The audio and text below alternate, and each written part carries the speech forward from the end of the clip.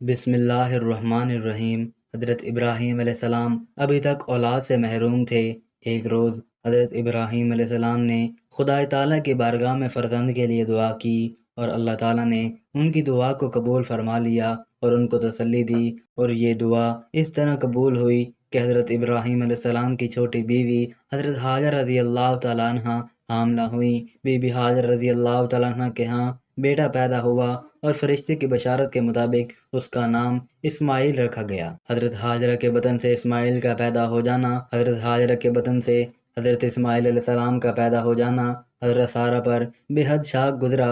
حضرت ابراہیم علیہ السلام کی پہلی اور بڑی بیوی، قدیم سے گھر کی ملکہ حاجرہ چھوٹی بیوی اور ان کی خدمت گزار، یہ سب باتیں تھیں جنہوں نے بشرت عقادت کے پیش نظر اسماعیل علیہ السلام کی ولادت کو حضرت سارہ علیہ السلام کے لیے سوہان روپ بنا دیا۔ اس لیے سارہ علیہ السلام نے ابراہیم علیہ السلام سے اصرار کیا کہ حاجرہ اور اس کا بچہ اسماعیل میری نگاہ کے سامنے نہ رہیں، ان کو علیحدہ کسی جگہ لے جاؤ۔ حضرت ابراہیم علیہ السلام کو یہ اصرار بے حد ناگوار گزرا، مگر اللہ تعالیٰ نے ان کو مطلع کیا کہ حاجرہ، اسماعیل اور تیرے لیے مصلحت اسی میں ہے کہ سارہ جو کچھ کہتی ہے اس کو مان لے۔ حضرت ابراہیم علیہ السلام حضرت حاجرہ علیہ السلام اور اس کے شیر خوار بچہ اسماعیل علیہ السلام کو لے کر چلے، اور جہاں آج کعبہ ہے اس جگہ ایک بڑے درخت کے نیچے زمزم کی موجود مقام سے بالائی حصے پر ان کو چھوڑ گئے۔ وہ جگہ ویران اور غیر آباد تھی اور پانی کا بھی نام و نشان نہ تھا۔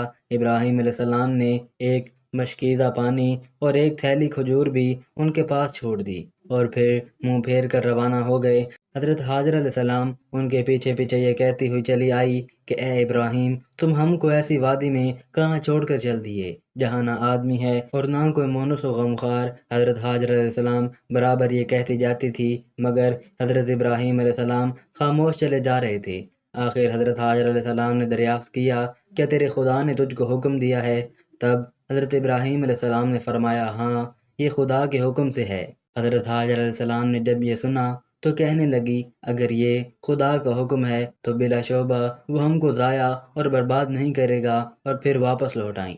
تفسیر ابن کثیر میں لکھا ہے کہ جب بی بی حاجرہ اور حضرت اسماعیل علیہ السلام کو حضرت ابراہیم علیہ السلام ایک درخت کے نیچے چھوڑ کر چلے تو ان کی طرف کوئی التفات بھی نہ کیا، تو بی بی حاجرہ رضی اللہ تعالیٰ عنہ نے عرض کیا، اے خلیل، آپ ہم کو کس کے سپرد کر کے جا رہے ہیں؟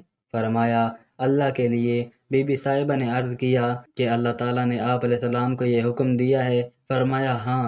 بی بی صاحبہ نے کہا، پھر مجھے اللہ کافی ہے۔ اور جب پانی کی تلاش میں مروہ پہاڑی پر آواز سنی تو خاموش ہو کر معلوم کہ یہ آواز کہاں سے آ رہی ہے معلوم کرنے کے لیے بعد آواز کی طرف آئیں تو دیکھا کہ زمزم کی جگہ حضرت ابراہیم علیہ السلام ہیں، حضرت جبرائیل علیہ السلام ہیں۔ انہوں نے بی بی صاحبہ سے پوچھا کہ تم کون ہو؟ بی بی حاجرہ نے کہا، میں حاجرہ ہوں، حضرت ابراہیم علیہ السلام کے لڑکے کی ماں ہوں۔ حضرت جبرائیل علیہ السلام نے کہا، اس بیابان میں حضرت ابراہیم علیہ السلام تم کو کس کے سپرد کر گئے ہیں؟ آپ رضی اللہ تعالیٰ عنہ نے فرمایا، اللہ تعالیٰ کے۔ حضرت جبرائیل علیہ السلام نے کہا، پھر اللہ تعالیٰ ہی کافی ہے۔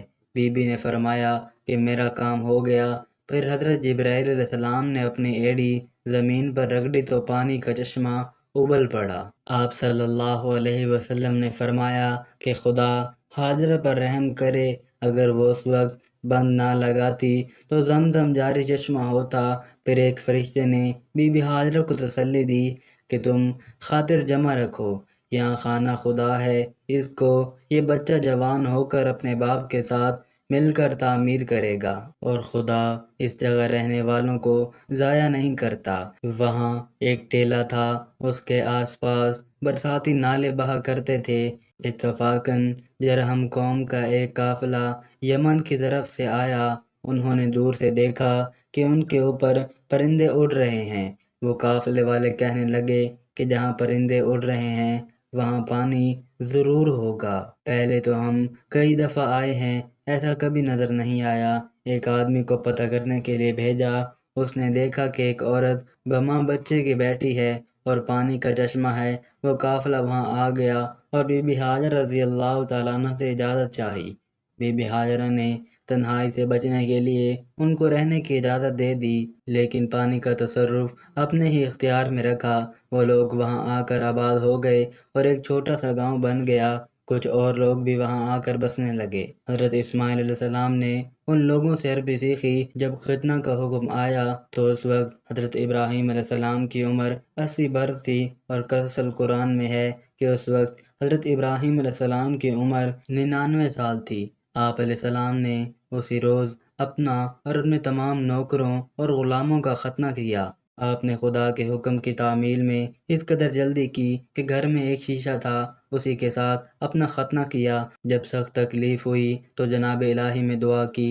حکم ہوا کہ تم نے جلدی کی، ابھی تک تم کو طریقہ نہ بتلایا تھا، تم نے خود اپنے آپ کو ہلاکت میں ڈالا۔ عرض کیا، الہی میں نے تیرے حکم میں توقف کرنا جائز نہ سمجھا۔ اور بحقی میں ہے کہ حضرت اسحاق علیہ السلام کا ختنہ 7ویں روز کیا تھا، اور حضرت اسماعیل علیہ السلام کا 13 برس کی عمر میں کیا تھا، اور ہمارے پیارے نبی حضرت محمد صلی اللہ علیہ وسلم نے حسنین رضی اللہ تعالیٰ عنہ کا ختنہ بھی 7ویں روز کیا تھا۔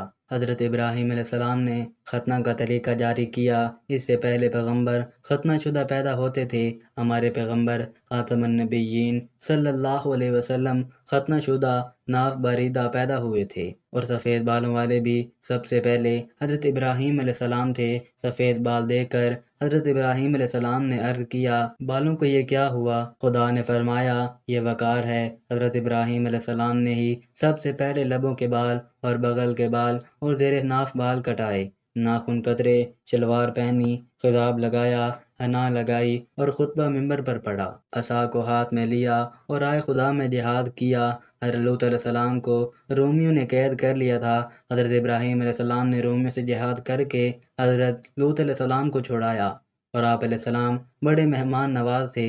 اپنے مقام کے 4 دروازے بنوائے تاکہ چاروں طرف سے مہمان آئیں۔ جب مہمان نہ ملتے تو اپنے مکان کے چاروں طرف سے ایک ایک کوس تک مہمان کو تلاش کرتے۔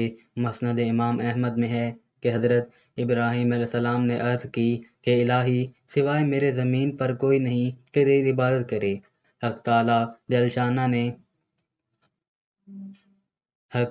شانہ نے 3000 فرشتے بھیج دیے کہ حضرت ابراہیم علیہ السلام کے ساتھ مل کر عبادت کریں۔ سورید سب سے پہلے حضرت ابراہیم علیہ السلام نے بنایا، اور شیر مال بھی پکایا۔